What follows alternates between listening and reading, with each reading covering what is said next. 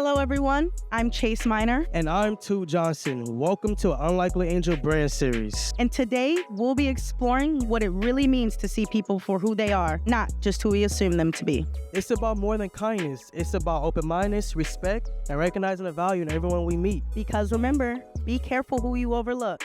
They might just be an angel. Let's discover the power of inclusivity, resilience, and the simple moments that bring us all together. Throughout this episode, you'll hear stories from people who remind you that everyone has something to offer. You'll see how rejection, recognition, and understanding shape the way we view ourselves and others. And by the end, we hope you see yourself and those around you in a whole new light.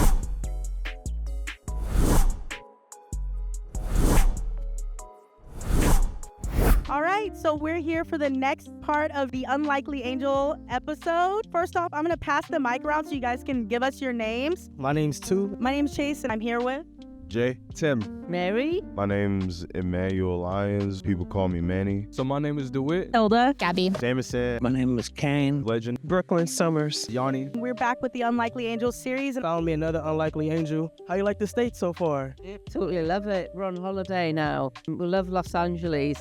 Watching all the skaters. Weather's gorgeous. The beach is so nice. Yeah, I love it. Nice to meet you, Tim. I'm going to ask you one question, if that's okay. Sure. All right. Has anyone ever given you an opportunity that changed your life? They did. Have you ever misjudged someone and later learned something valuable from them? No. Nah, you never misjudge anybody. That's not really your prerogative to misjudge. Have you ever felt misjudged? Not at all. Really? Okay, well, that's beautiful. That's always great to hear. All right, so I'm just going to hop into the next one then.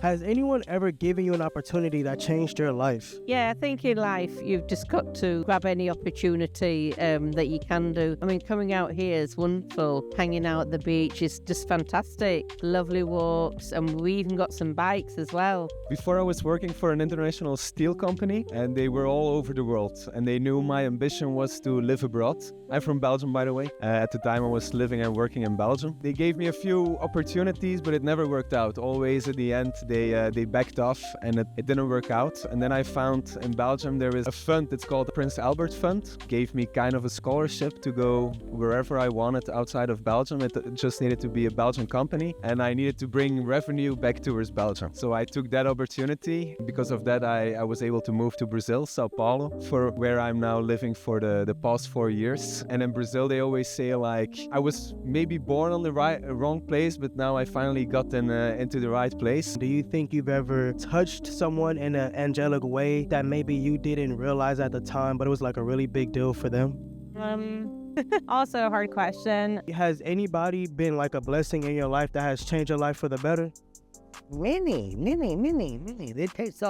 It takes everybody. A little bit the Brazilian soul that I didn't know I had, but I found out thanks to this fund. So I think these guys gave me an amazing opportunity that changed my life, and I'm now living in the amazing country which is Brazil. So it sounds like to me that company was your unlikely angel, right?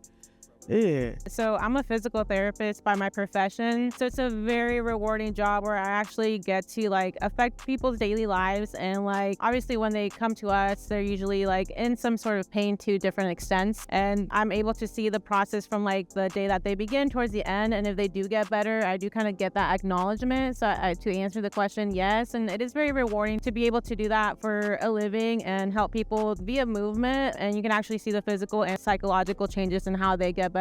It's easy. I mean, my life is the same as your life, is the same as her and her life. It's just everybody's going to accept it in their way. And it's our duty, if we're one of the stronger ones, to be the staple for the people that we got in our family or that we made into our family that are strong enough, you know? And not that I've been called an angel by them, but it's kind of like a similar thing to what your question was. I'll say a lot of times the biggest jobs, they're thankless, right? Whether you're a mother or just someone just smiling, just passing out something, you never know. Something may be small to you, but for them, it could have talked them off their leg. Protecting. That's what we need to be doing, is loving and protecting. That's it. Bottom line. And teaching, you know. that automatically can't have, everything is a teachable or a learning. Teaching or learning, you know, that's the only thing. There's two things going on, and then there's always two things that can happen from it. So can you also tell me about a time where you felt like you were an unlikely angel in someone's life? Whether you spread a little kindness or did something for someone that changed the course of their life. Can you tell me about that? Done voluntary work and stuff like that, which has helped people. Yeah, I think I've helped quite a few people. So the volunteer work, what did you volunteer? What were you doing? Cleaning this cancer research shop, doing the clothes, you know. So it just seems like in your day-to-day life, you just look for any opportunity you can to just be a blessing upon someone else. Is that right? Yeah, that's it. I've done like sponsored walks and things, yeah. Well, it sounds like to me you're definitely an unlikely angel from your volunteer work and sponsor walks and doing everything that you're doing. So if it wasn't for them, how much different do you think your life would be? Have you ever experienced a time where you were overlooked or underestimated? And how does that benefit you in kind of your goals in your life? And what are some things you use to your advantage by kind of staying under the radar, it sounds like? Honestly, I would say pretty different. All of my friends back home, they are now married, they have kids, they have bought a house, a dog, and I'm high on life in Brazil. Wearing my Havaiana flip-flops now. So I guess, yeah, it couldn't have been different, actually. I just prefer it that way because, like, I'd rather people not know that about me, because if they know that you're powerful, then they're gonna take that and abuse you. So I'd rather people just not know who I am. All right, another question I would like to ask. Since that company was an unlikely angel for you, how do you think you've paid that forward and tried to be an unlikely angel for someone else? I think it's all about the paying forward itself. So trying to help people without expecting something in return for it. That program, I also signed up to become life coach. Is a big word, but at least to do coaching for people who are in a little bit the same, a similar situation. And by that, you can have normal people doing unnormal things. And I think that's the way how I try to giving a little bit back to the world. Yeah. Oh, that sounds good. It sounds like you're being an unlikely angel for someone else's life. And hopefully, yeah, and giving them the same opportunities that you have, right? Okay, I like to hear that. I think it kind of sounds like you don't mind essentially being overlooked. It's kind of a strength for you. I love it. So how do you, I guess, apply that to others? And when you, I don't want to say judge them, but when you perceive them, how would you initially perceive them knowing that you're this way in that regard? Well, I think everybody is born with a soul.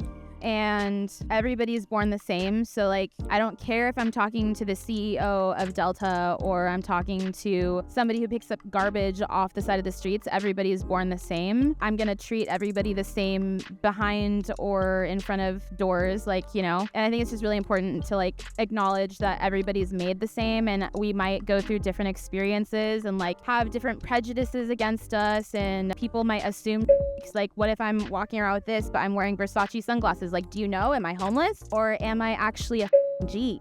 Y'all don't know. If you were an angel for a day, what is the first thing you do? Honestly, just thank God. Really just sit back and really admire the things that I have available in my life, you know? Just the people, things you know, even the material things too. Like you kind of like overlook everything. So kind of just sit back and just appreciate everything that you got. I just think that people need to, like, calm the down and be a little humble and just respect everybody and spread kindness. And if you can't do that, then go to your dungeon and be by yourself. Nobody wants bad energy ever. So that's I hear that, Gabby. You know, definitely spreading that love, spreading that positivity. That's really what it's about, being an unlikely angel. And it sounds like you are one. What does an angel mean to you? An angel means quite a few things. First of all, it means an intimate relationship with God, with Jesus Christ. It also means spiritual angelic duty to live your life a certain way, according to being assigned to be an angel from God. If I was an angel for today, I would probably go try talking to my loved ones that's passed. I'd probably say that. Just having another conversation with them because I don't get to talk to them anymore, but that's probably what I would do. So if you were an angel for a day, what would you do? I try to be an angel every day. Just trying to be better than that. If you were an angel for a day, what would you do? I don't know. I would go places like, I don't know, really. You'd travel, do a little bit of travel? I travel a lot, so basically, yeah. So when you travel a lot, do you like meet new people all the time? Where do you go and what kind of people? I meet like new skaters, so like professionals and all that. That's what I do. I travel all over the world to skate. Wow, that's really awesome. I feel like, especially within the skating community, you have to be open-minded and accepting of people. Do you spend a lot of time here at Venice Beach?